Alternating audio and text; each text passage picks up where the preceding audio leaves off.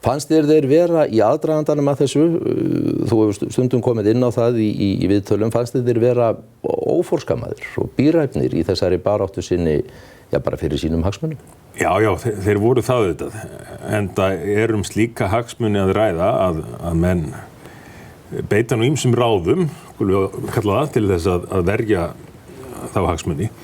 En þetta framandi fyrir okkur Íslendinga að fást við hagsmunabaráttu af þessari stærðargráðu. Þess vegna þótti margt af því skrítið sem að ég nefndi á flokksþinginu leið og ég sagði frá því að von væri á stöðugleikaskattinum þegar ég fór aðeins yfir vinnubrögð þessara aðila.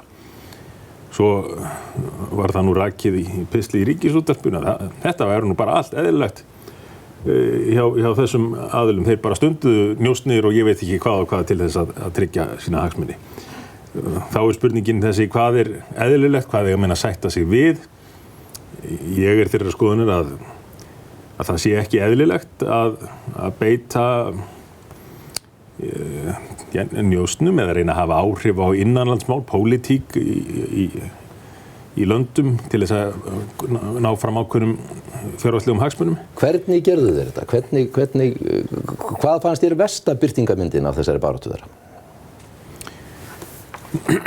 Já, versta birtingarmyndin, eða það sem manni fannst verst svona á meðan á þessu stóð, var það sem að maður kannski óttast að gæti haft áhrif á niðurstöðuna og þeir væru að ná árangri. Þeir hafa held ég þegar hér komið við sögu yfir 19 milljörðum króna í hagsmunagæslu á Íslandi, það að segja hér á landi. Megnið af því hefur farið þá í utanumhaldið, í slitabúnum, lögfræði þjónustu, ráðgjafa þjónustu og svo framvegis. En þegar menn hafa úr slíkum fjárhæðum að spila, þá hægt að kaupa allra handa ráðgjöf og ég hugsa að mjög stór hluti almannatengsla fyrirtækja hér á Íslandi til dæmis hafi verið að veita þeim ráð og